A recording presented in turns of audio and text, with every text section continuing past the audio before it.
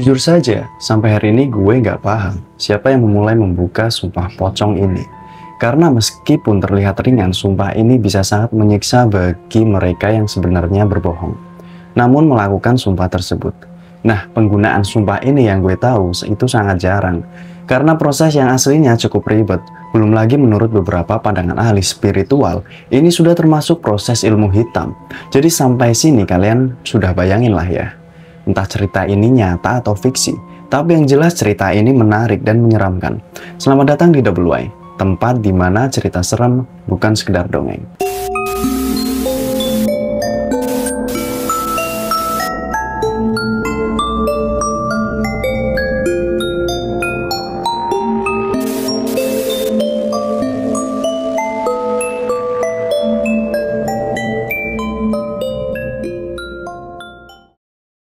Cerita ini bermula saat dua saudara kembar ekspedisi ke suatu desa yang jauh dari kota.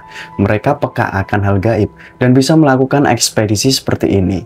Mereka bisa melihat sesuatu yang tidak semua orang bisa lihat, sesuatu yang gaib. Nah, karena harus menangani suatu kasus mistis, akhirnya mereka datang ke desa tersebut. Sore hari mereka sampai nih di pintu gapuro desa itu. Disambutlah mereka oleh Pak RT dan beberapa warga setempat. Karena akses jalan yang kecil, akhirnya mereka melanjutkan perjalanan ke rumah Pak RT ini dengan jalan kaki. Suasana desanya tuh sejuk dan tidak serem seperti di film-film. Nah, singkat cerita, mereka berjalan menyusuri jalan yang kecil dan dihimpit oleh rumah-rumah dan perkebunan. Hingga tiba-tiba mereka berhenti mendadak karena ada satu rumah yang menarik perhatian mereka. Rumah ini beda dari yang lain dan mereka cukup terkejut karena dua saudara kembar ini sempat melihat sosok pocong yang berdiri sambil membenturkan kepalanya ke tembok kayu rumah itu berkali-kali. Dan rumah tersebut benar-benar beraura kelam. Pokoknya benar-benar rumah yang aneh.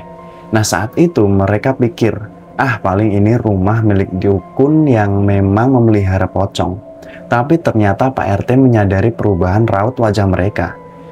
"Mbak, jangan kaget kalau di sana ramai," ujar si Pak RT ini.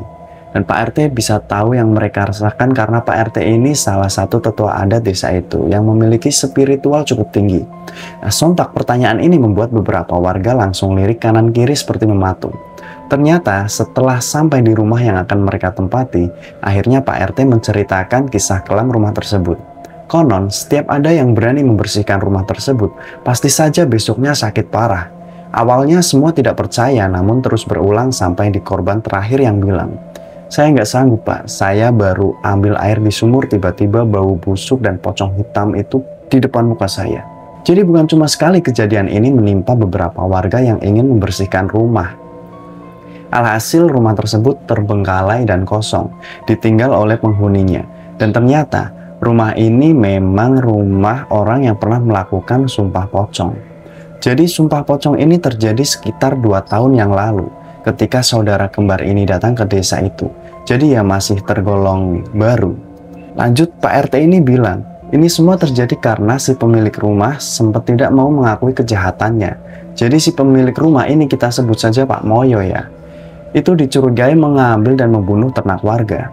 Puncaknya waktu itu H-1 Idul Adha. Semua ternak kambing itu mati dalam keadaan tidak ada kepalanya.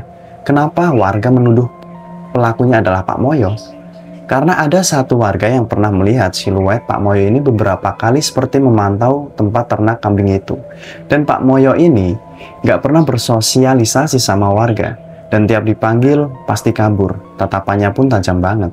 Nah, infonya ada istri dan anak, tapi sepertinya sebelum kejadian ini mereka sudah pergi dari rumah itu. Akhirnya warga beramai-ramai untuk menggeledah rumah Pak Moyo. Dan benar aja di situ ada banyak kepala kambing kecil yang seperti mau dipakai untuk ritual. Kurang lebih ada 9 kepala kambing. Tapi Pak Moyo nggak mau ngaku. Dia bilang dia nggak sadar pada saat melakukan itu.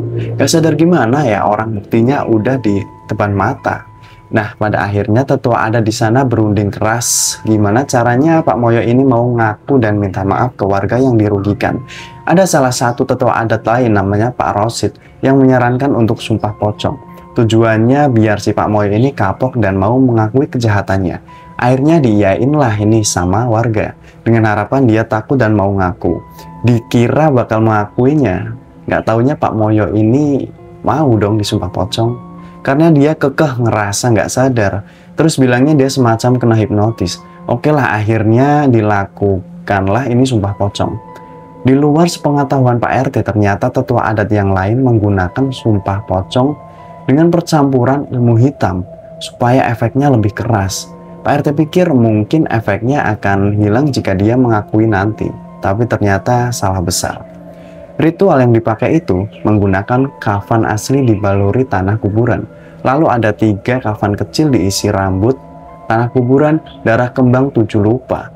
Itu posisinya 3 kafan kecil itu ada di depan si yang sumpah pocong ini ya. Ada sedikit bacaan ritual, tapi maaf saya nggak bisa sebutkan ya, takut disalahgunakan juga. Dan yang disumpah itu harus mengikuti kata si penyumpah, kira-kira begini: saya akan siap dikerubungi oleh pasukan gelap jika terbukti melakukan kesalahan, dan saya siap mati. Pokoknya singkatnya begitu. Tapi ternyata 2 minggu setelahnya Pak Moyo ini lari ke rumah Pak RT seperti orang kesetanan dan mengeluh rumahnya dipenuhi oleh pocong hitam dan merah. Dia merasa sesak dan gak bisa bernafas. Pak RT juga kaget setengah mati karena ketika Pak Moyo keluar otomatis pocongnya itu ngikut semua.